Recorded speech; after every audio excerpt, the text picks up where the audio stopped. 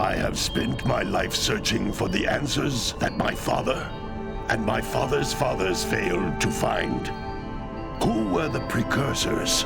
Why did they create the vast monoliths that litter our planet? How did they harness eco, the life energy of the world? What was their purpose? And why did they vanish? I have asked the plants, but they do not remember. The plants have asked the rocks, but the rocks do not recall. Even the rocks do not recall. Every bone in my body tells me that the answers rest on the shoulders of a young boy. Oblivious to his destiny, uninterested in the search for truth, and rejecting of my guidance. And why would he want to listen to old Samus the Sage anyway? I'm only the master of green eco, one of the wisest men on the planet. So it seems the answer begins not with careful research or sensible thinking. Nay, as with many of fate's mysteries, it begins with but a small act of disobedience. Hey! Jack, old green stuff told us not to come here.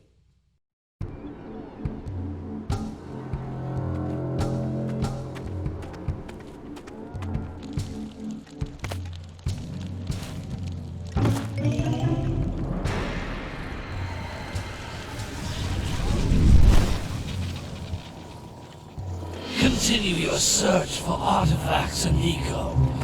If the locals possess precursor items, you know what to do. Deal harshly with anybody who strays from the village. We will attack it in due time.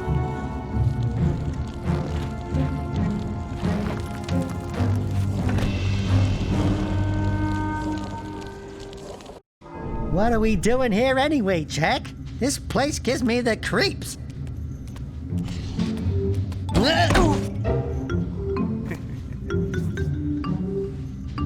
Huh? Oh, stupid precursor junk. Eek! What is that dark ooze? It sure don't look friendly. The sage yaps on about the precursors that built this place all the time. Where did they go? Why did they build this crud? Now, I like precursor orbs and power cells as much as the next guy. But if you ask me, they must have been real losers. Wow! How did you do that? I think we're in trouble!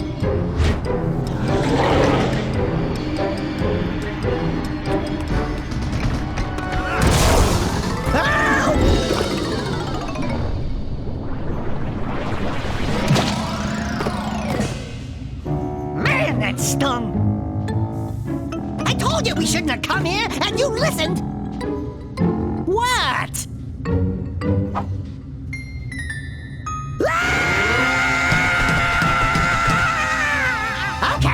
Okay. I'm fine.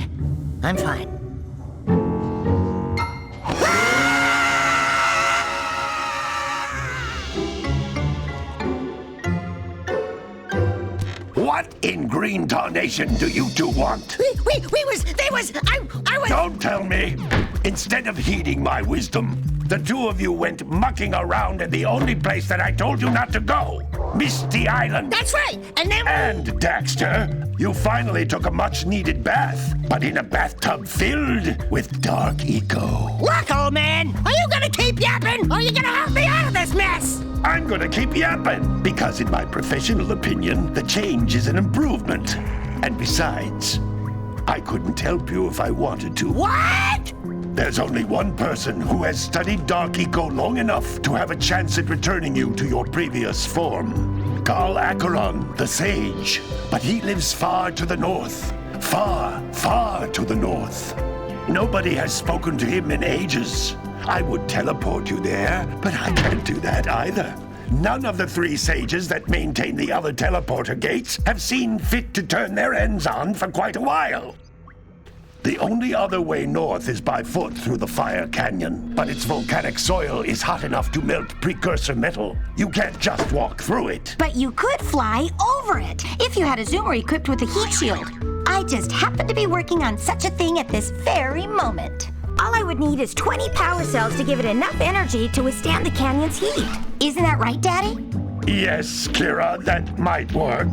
But where are a boy and a half going to get 20 power cells? From the villagers. Most of them have a power cell or two stashed away somewhere. And even if they aren't willing to just give them away, greasing their palms with a few precursor orbs should do the trick. And I bet there are even more of them out in the wilds just waiting for some brave adventurer to find. Well, we've got the brave adventurer at least. Brave adventurer! You two couldn't find your way out of the village without training. Before you do anything else, you better go through the warp gate and get some practice on Geyser Rock. We won't find any more of that dark gooey eco stuff, will we? 'Cause I'd hate to fall in again and turn into you. Get in there before I turn you both into ferns.